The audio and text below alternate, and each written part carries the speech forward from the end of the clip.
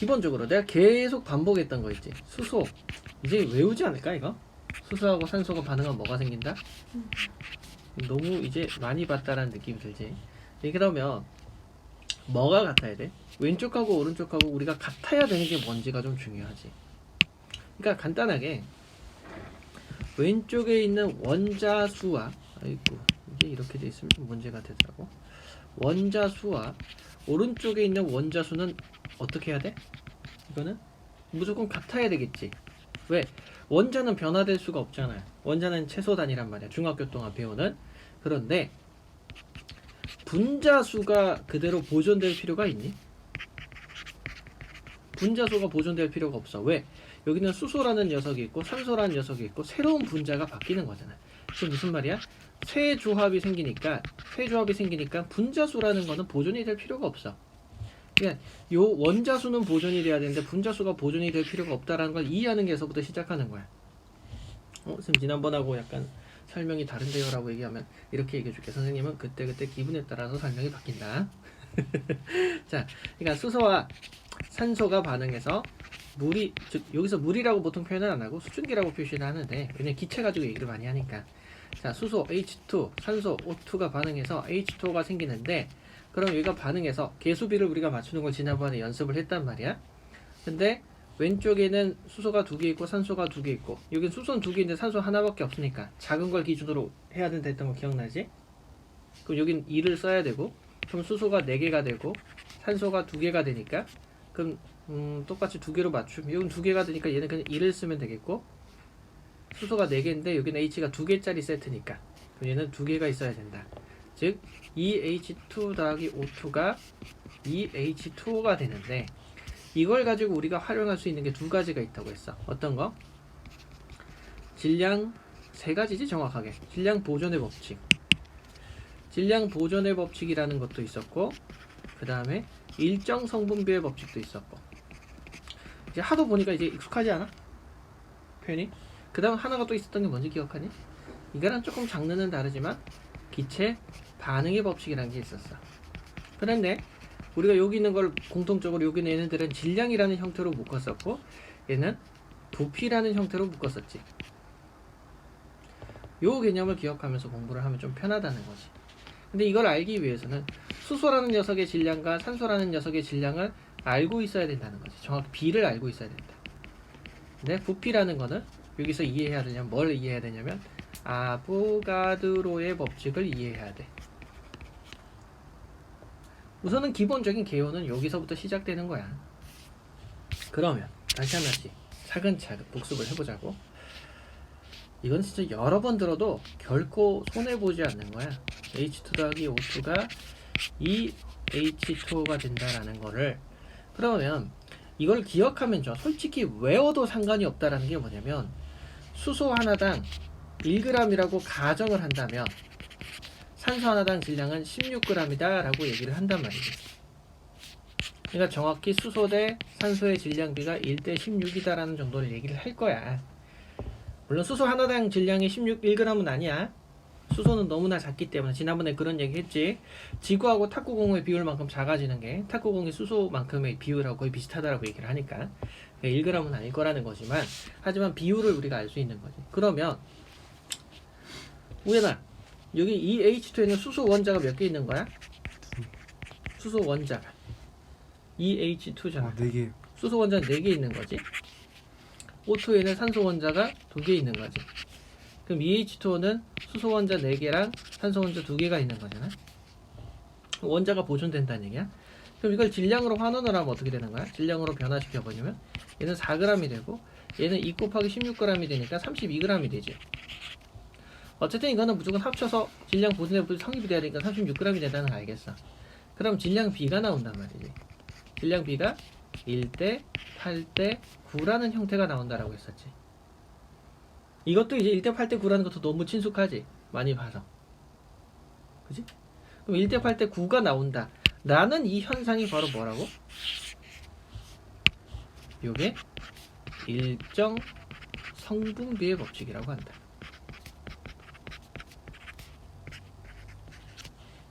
그 다음에 이렇게 앞에 있는 이 왼쪽에 있는 게 반응한 놈들이지. 여기에 반응물, 얘는 결과물이라고 하잖아요. 정확히 말해서 결과물이라고 안 하고 생성물이라고 하는데, 결과물이라는 표현이 무슨 느낌인지 바로 오니까 그렇게 얘기했을 뿐이야. 그러니까 어쨌든 4g과 32g이 반응하니까 36g이 될 수밖에 없다. 질량 보존의 법칙은 굳이 안 써줘도 알겠지. 그러니까 일정 성분배의 법칙과 질량 보존의 법칙은 항상 세트로 들고 다닌다 라고 얘기를 하는데, 그래서 이런 문제가 있었잖아. 퀘스천에서 너희가 지난번에 문제 봤다. 만약에 자 수소가 5g 있었다고 가정하자. 수소 5g을 모두 반응시킨다면, 모두 반응시킨다, 이 말은 산소가 충분하다는 얘기지. 충분할 때 생성되는 물은 얼마냐, 생성되는 수증기는 몇 g이냐, 가스라고 표현하거든. 얼마일까? 질량을 물어본다. g을 물어봤단 말이야. 그럼 우리는 알다시피 뭐라고? 수소 대 산소 대 물의 질량비가 1대 8대 9라고 했잖아. 그럼 얘가 5g을 반응했다면 5배가 됐다는 얘기잖아요. 그럼 굳이 중간가 정도, 물론 산소가 얼마 했는지 계산하면 되겠지만 굳이 해도 얘는 59, 45g. 45g의 물이 생성이 됐구나라는 형태를 이해할 수 있다 이거지. 그럼 일정한 비율로 이렇게 됐다. 이거를 조금 더 지난 시간에 내가 한계 반응이라는 얘기를 너희한테 해줬는데, 그럼 선생님 수소가요, 뭐 예를 들어 수소가 4g 있고 산소가 예를 들어서 산소가 몇 g 있을까?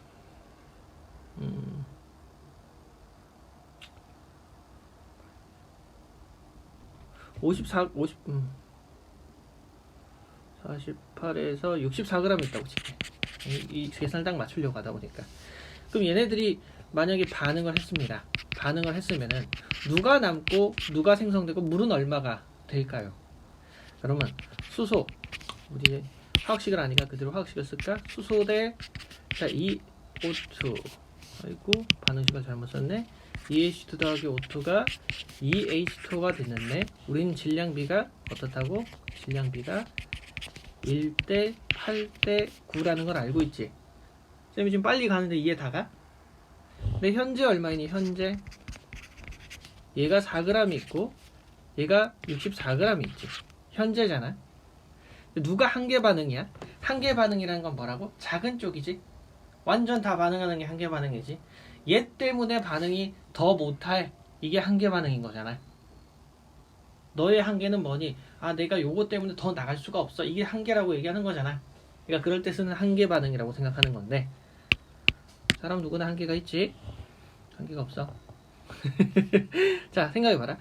얘가 막 1대 8이니까 얘가 4g이 다 반응하기 위해서는 얼마가 필요해? 32g이 필요하지. 이건 가능하네. 쌤이 일부러 이렇게 써볼게. 얘가 64g이 다 반응하면 얼마가 필요해?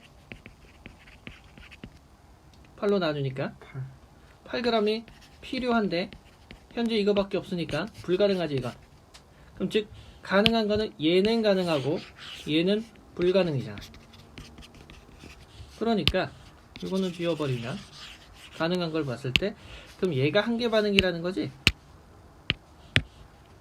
얘가 한계 반응이라는 거지. 한계 반응이라는 표현을 조금 알고 있으면 좋아. 물론 너희가 나중에 이거를 쓰겠지만, 뭐 어쨌든 반응을 얼마 하는 거야? 반응을 얘가 한계 반응이니까 4g을 반응하는 거지. 그럼 32g이 반응하는 거고, 그럼 1대 8대 9니까 이거 36g이 생성되는 거지.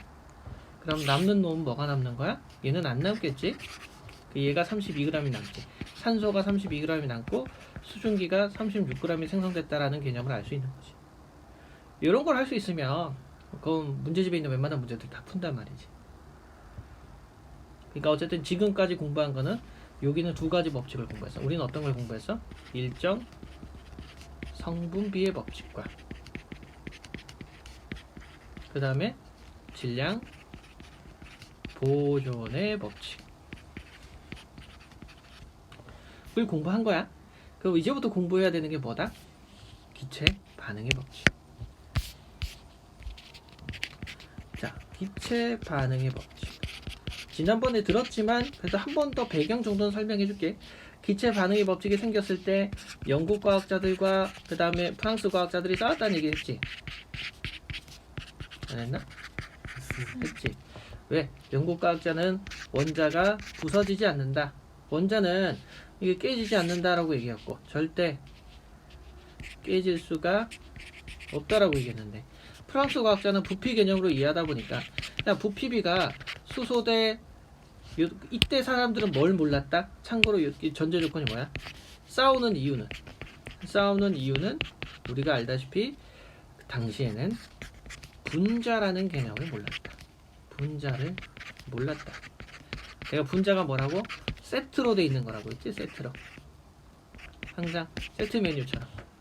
우리가 수소라고 하는 거는 수소 원자로 돼 있는 게 아니라 H2라는 게 돼 있고 산소라는 거는 O2라고 돼 있고 그리고 이 분자에 대한 설명을 지난번에 설명했는데 분자의 정의가 뭐라고? 원자는 더 이상 깨어지지 않는 입자라고 가정한다면 분자는 성질을 가진 가장 작은 입자. 요거에 대한 정의를 기억하고 있으면 참 도움이 될 것 같아. 분자가 뭐라고? 성질. 끝까지. 성질을 갖고 있는 입자. 가장 작은 입자. 그러니까 뭐 예를 들어 이산화탄소면 CO2 뭐 이런 것 대충 이런 식으로 어떤 세트 항상 적절하게 어떤 원자들이 배열로 이루어진 최소한 하나의 의미. 내가 아마 지난번에 이런 얘기를 해줬을 거야. 송곳에 대한 얘기를 했었지. 요거 하나만 있으면은 손잡이만 있는 거고 그 다음에 반대로 그려줬던 것 같은데 이렇게 있으면 금속 요거 두 개 같이 조합이 돼 있어야 되잖아. 그러니까 조합이 되어 있어야 분자라고 할 수 있는 거지. 이거 하나하나는 아무 의미가 없었다고 했지. 이런 것처럼 이거 하나하나는 아무 의미가 없다. 이거 원자 개념이라고 이해하자 이거야. 이거는 의미가 없지. 성질이 없지. 성질이 없다. 이 개념으로 이해하자고. 자, 그러면 이때 싸웠을 때 프랑스 과학자가 어쨌든 부피비가 수소 대 산소 대 이 수증기가 생기는데 2리터가 반응하면 산소가 1리터가 반응하고 수증기가 2리터가 생겼다는 얘기야. 그 당시에서 과학자들이 이렇게 생각했지. 수소가 세트로 있는 거 몰랐으니까 수소라는 녀석이 이렇게 두 개가 있고 산소라는 녀석이 이렇게 한 개가 있는데 그러면 수증기가 만들어지면 두 개가 만들어지면 아무 최소 단위로 줄여보니까 수증기가 반짜리가 되고 얘가 하나가 만들어지고 요것도 반짜리가 만들어지고 요거 하나가 만들어지는 형태. 이거를 법칙을 이렇게 만들어 보니까 이렇게 원자가 나눠지는 것 같은데 라고 해서 이 돌턴에 있는 돌턴 과학자 돌턴의 그 원자설을 좀 정면적으로 반대하는 형태의 그림이 나와서 프랑스 과학자하고 영국 과학자가 싸웠다라는 얘기를 아마 지난번에 했을 거야. 넘어갈게. 그런데 여기서 누가 등장한다? 바로 그 유명한 아보가드로라는 학자가 존재한다. 아보가드로가 너희 싸우지 마라. 어떻게 해라? 타입을 봐라. 분자라는 게 존재한다. 분자설이라는 거를 최초로 얘기해. 간단하게 얘기해서 얘네들이 입자 한 개로만 존재하지 않고 항상 이렇게 세트로 존재한다라는 걸 설명했지만 안타깝게도 아보가드로는 당시 과학계에서 묻혔다고 했지. 그 제자들에 의해서 인정받게 되는데 그러니까 이거야. 지난번에 내가 아마 포장지에 대한 얘기를 너희한테 했을 건데 하나의 세트를 이루면 부피는 무조건 같을 수밖에 없다 이거야. 내가 예를 들어서 한 개의 포장 상자에 예를 들어서 사탕을 두 개를 넣든 또는 역시 마찬가지 하나의 포장 상자에 사탕 봉지 두 개와 예를 들어서 연필 5자루를 넣었어도 어쨌든 둘 다 얘는 요거밖에 없고 얘는 거의 꽉 찼을지 모르지만 하지만 얘네들이 차지하는 포장 봉지를 딱 닫고 난 다음에 있을 때 그 포장 상자가 차지하는 부피는 어떻다?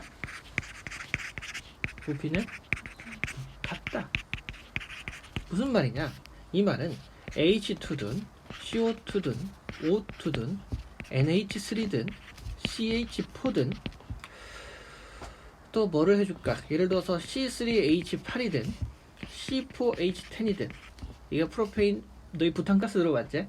이게 부탄가스의 약재 그거야. 화학기호식이야. 몰라도 돼.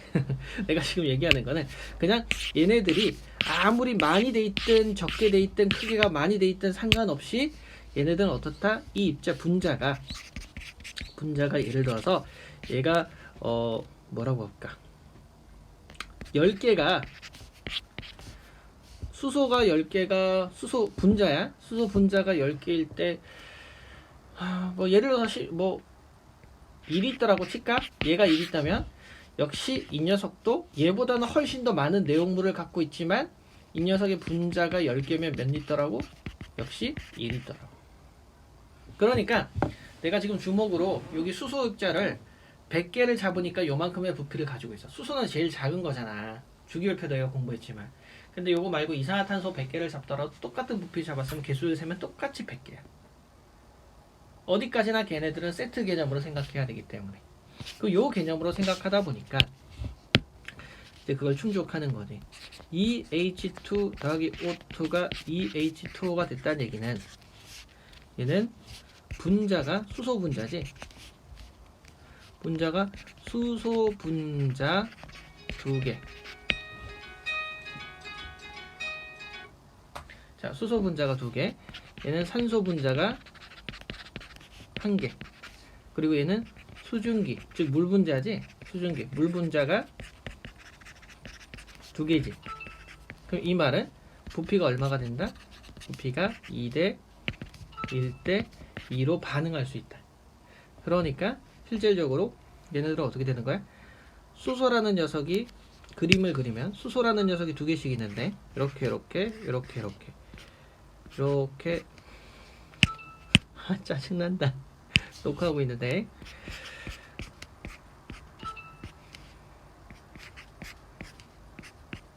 자 이렇게 있고 산소 분자가 있다고 치면 산소 분자가 이렇게 있다고 치면 이렇게 하나당 이렇게 2개가 되고 요거 하나당 이렇게 2개가 되니까 자 이렇게 되니까 중간에 편집해야 되잖아. 이러면 어떤 느낌인지 이해 가지? 이렇게 돼서 이렇게 되니까 부피가 어떻게 돼? 그러니까 이런 식으로 얘 2리터랑 얘가 1리터 반응하면 2리터가 생성된다. 근데 봐봐, 이렇게 봤을 때 너희가 2대 1대 2라고 해서 2리터랑 1리터랑 2리터가 반응한다고 해서 얘네들이 질량 보존의 법칙과 무시될 수 있니? 질량 보존은 당연히 성립이 될 수밖에 없지 않냐? 왜냐면 이 분자들의 세계 얘기지. 즉 얘네들 세계 얘기는 분자 세계 얘기지. 분자 이야기지만 당연히 원자 이야기에 대해서도 성립이 될 수 있지. 왜냐면 수소 분자 4개 있는 거야. 수소 4개, 그 다음에 산소 원자 2개. 또 결국은 수소 원자 4개, 산소 분자 2개. 똑같이 성립이 되지. 근데 요렇게 설명하는 기체. 근데 기체는 어쨌든 부피라는 거는 내가 지난번에 얘기했지만 이런 얘기 했을 거야. 부피는 질량이라는 것은 반드시 성립이 돼야 되지만 부피는 꼭 성립돼야 되는 게 아니라고 이런 얘기를 했었어. 어떤 이야기를 했었냐면 예를 들어 콩만 큼직한 게 여기 한 2리터 있다고 생각하고 그 다음에 여기 좁쌀이란 게 1리터가 이렇게 있어. 조금만. 근데 이거 합쳤다고 했을 때 합쳤을 때 이걸 3리터라고 얘기할 수가 없다고 했지. 그보다 작을 수밖에 없잖아. 틈에 들어가니까. 그런 개념으로 이해하는 거야. 부피는 보존이 왜 안 돼요? 라고 질문하면 이렇게 설명을 해주는 거야. 근데 질량은 보존이 될 수밖에 없다는 거지. 이 개념 완전히 이제 좀 잡히는 것 같지 않냐? 근데 너희가 지금 요 공부한 게